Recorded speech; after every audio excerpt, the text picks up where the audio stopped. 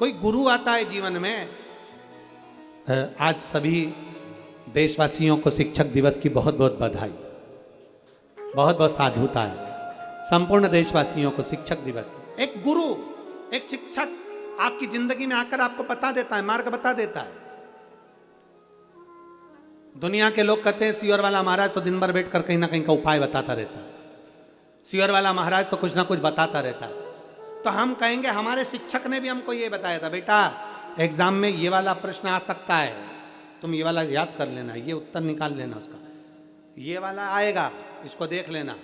हमारे शिक्षक, हम जब उनको किताब देकर आते थे तो हमारे शिक्षक 20-20 क्वेश्चन होते थे, तो 20-20 क्वेश्चन की उस किताब में भी हमारे शिक्षक उसमें टिक लगा देते थे, ये तैयारी कर लेना, हो सकता है इसमें से आ जाए। अब तैयारी किसको करना है? अपने को। शिक्षक ने तो टिक लगा दिया। हमारे यहाँ पुरानी रीति रही है कि हमारे शिक्षक भी हमको उपाय बता देते थे। हमारे शिक्षक हमसे कह देते ऐसा कर लेना। हमारे शिक्षक देवर्षि नारद ने पार्वती जी से कह दिया था ऐसा कर लेना, पार्वती जी ने वो कर लिया।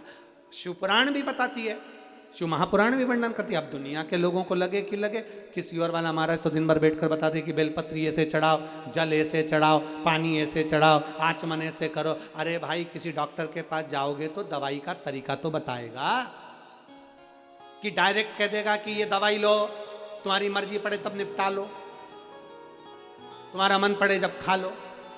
दवाई का तरीका बताएगा। खाली पेट ये वाली दवाई लेना है, भोजन के बाद ये वाली, नाश्ते के बाद ये वाली, सोते समय ये वाली।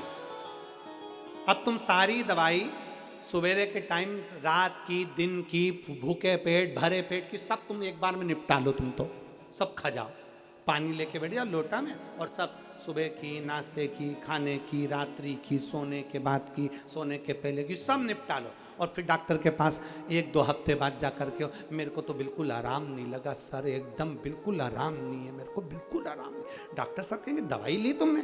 हाँ दवाई तो ली, सब ली। हाँ मैंने जैसी लिखी थी वैसी ली ना। फिर मैं तो भोजन करने के बाद सवेरे से बैठ जाती थी, सब खा जाती थी। डॉक्टर हाथ जोड़कर कहेगा, अरे ओ जी, मैं तेरे हाथ जोड़ूं, आज तो मेरे क्लिनिक पे आ गई, अगली बार मत आ। जा, तू जा यहां से, तेरे बस की बात नहीं है। सब एक साथ खा गए। हाँ, जब हमारे डॉक्टर दवाई का तरीका बताते हैं, सवेरे ऐसे खाना, शाम को ऐसे खाना, ऐसे पीना, ये करना, वो करना, ठंडे पानी से, गर्म पानी से, दूध से, बिना दूध के, भोजन के, नाश्ते के बाद ऐसे खाना, ठंडे से परहेज करना, चावल मत खाना, ये मत खाना, डॉक्टर भी हमारे यहाँ पर उपाय बताते हैं। तो शिव महापुराण में अगर कोई सियोर वाला महाराज उपाय बता दे तो तुम्हें क्या सोचना कि बेलपत्री कैसे चढ़ाना, जल कैसे चढ़ाना है, फुलेरा कैसे बांधना है, फुलेरे का फूल कैसे लगाना है, कनेर का फूल कहाँ लगाना है। फिर ये आपके ऊपर निर्भर करता है कि आप उसको कितना स्वीकार करते हैं। तरीके से अगर भगवान शंकर की आराधना करोगे तो मेरा ओघड़दानी, मेरा शंकर, मेरा त्रिकालदर्शी, मेरा कैलाशी, मेरा विनाशी, मेरा शिव तुम्हें प्राप्त जरूर होगा। वो छूटने वाला नहीं है, तरीके से अगर प्राप्त करो। अब लोग कहते हैं क्या होता है, पहले के लोग भी तो बेलपत्री चढ़ाते थे, पहले के लोग भी तो जल चढ़ाते थे, तो पहले के लोग भटकते भी बहुत थे। कभी यहाँ चले गए, महाराज जी बता दो, फिर कोई घूम घूम के बतावे, फिर उसके यहाँ चले गए, फिर उसकी सारी दुनिया में भटकते रहे। अब लोग भटकते नहीं हैं।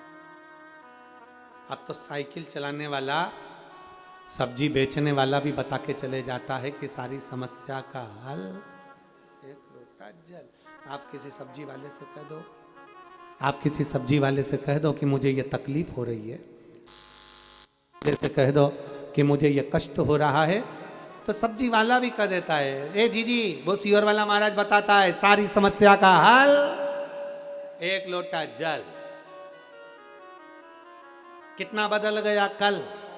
पहले सब्जी वाला सब्जी बेचता था, अब हरतालिका तीज आती है, शिवरात्रि आती है, सावन का महीना आता है, सावन के महीने की सोमवारी आती है, शिवरात्रि आती है, सब्जी वाले के ठेले पे भी धतूरा बिकने लगता है।